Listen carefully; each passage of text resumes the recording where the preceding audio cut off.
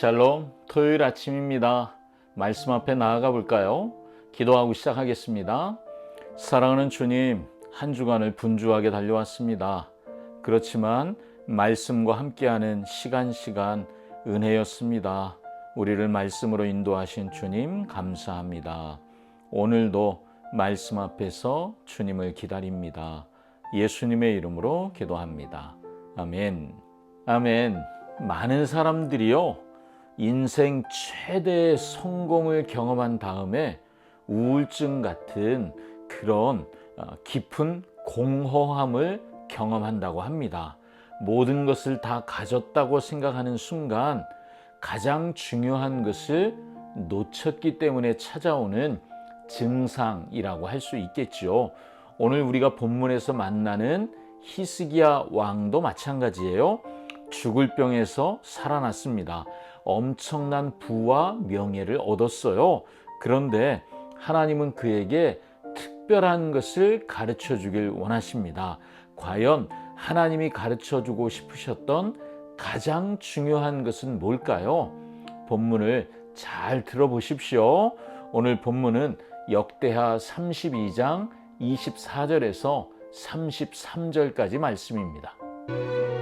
그때 히스기야가 병들어 죽게 되었으므로 여호와께 기도하매 여호와께서 그에게 대답하시고 또 이적을 보이셨으나 히스기야가 마음이 교만하여 그 받은 은혜를 보답하지 아니하므로 진노가 그와 유다와 예루살렘에 내리게 되었더니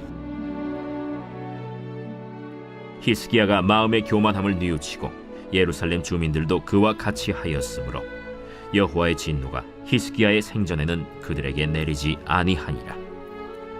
히스기야가 부와 영광이 지극한지라 이에 은금과 보석과 향품과 방패와 온갖 보배로운 그릇들을 위하여 창고를 세우며 곡식과 새 포도주와 기름의 산물을 위하여 창고를 세우며 온갖 짐승의 외양간을 세우며 양떼의 우리를 갖추며 양떼와 많은 솥대를 위하여 성읍들을 세웠으니 이는 하나님이 그에게 재산을 심히 많이 주셨음이며 이 히스기야가 또 기혼의 윗샘물을 막아 그 아래로부터 다윗성 서쪽으로 곧게 끌어들였으니 히스기야가 그의 모든 일에 형통하였더라.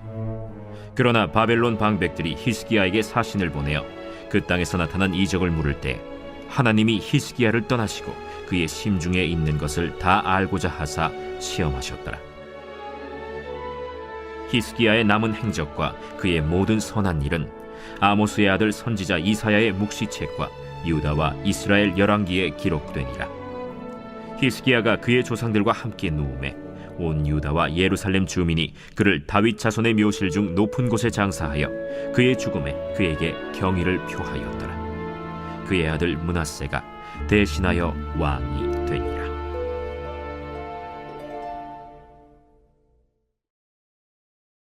아멘.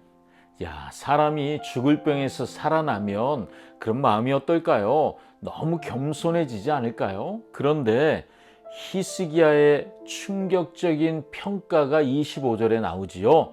히스기야가 마음이 교만하여 그 받은 은혜를 보답하지 아니하므로, 인생 최고의 은혜를 경험했는데 감사와 겸손이 아니라 교만을 선택했다는 거잖아요.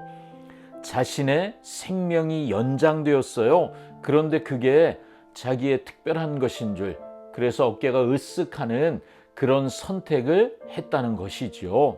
바로 그때 바벨론에서 사신들이 찾아와요. 해 그림자가 뒤로 물러간, 이건 놀라운 기적이죠. 우주를 주관하시는 분만 하실 수 있는 기적이잖아요.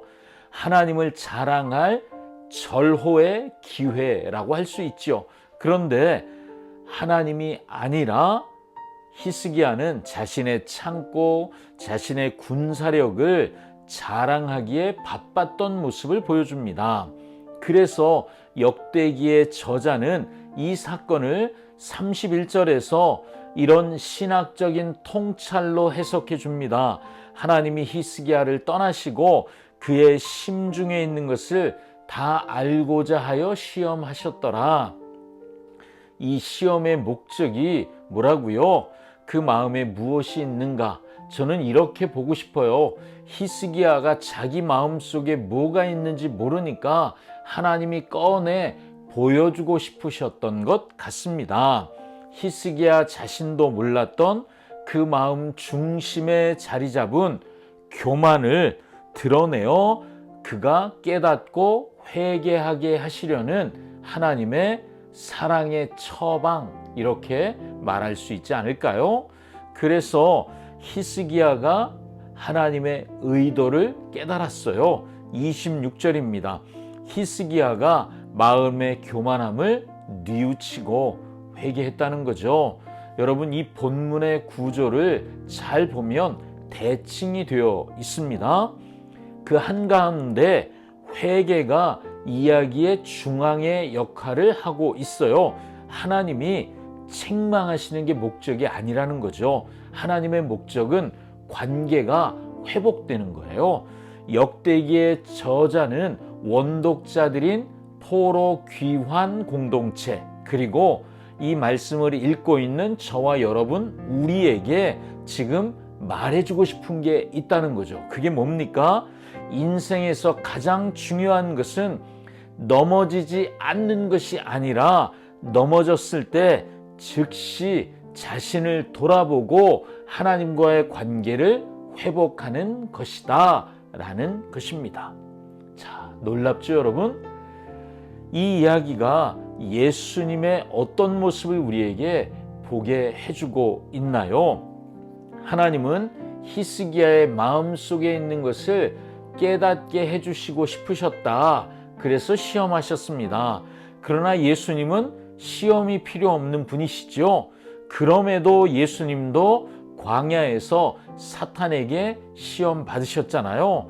그때 사탄이 세상의 모든 영광을 보여주며 나에게 경배해라, 내가 이거 다 줄게 라고 시험했을 때 예수님은 주 너의 하나님께 경배하고 다만 그를 섬긴다 라고 선포하시면서 사탄의 시험을 무력화시키셨죠.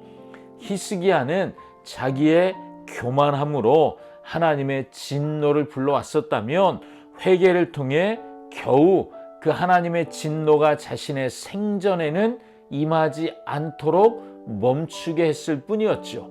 그러나 예수님은 십자가 위에서 우리가 받아야 할 이 교만의 모든 징계를 예수님이 혼자 다 받으셨어요.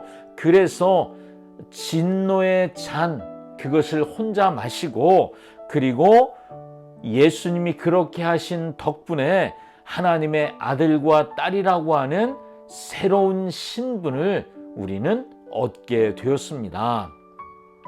자, 히스기야가 오늘 본문에서 놓쳤던 것, 가장 중요한 것, 그것이 무엇이었을까요?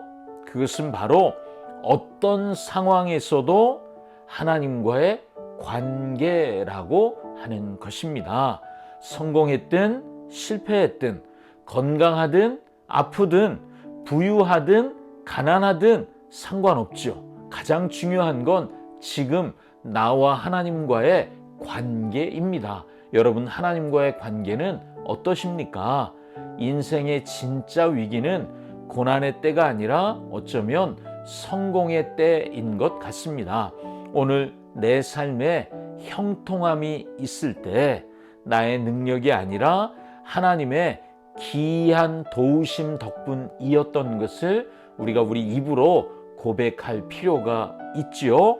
그리고 내 자랑은 내려놓고 이 모든 것을 우리에게 주신 예수 그리스도만 자랑하며 살아가는 저와 여러분, 우리가 될 수 있기를 축복합니다.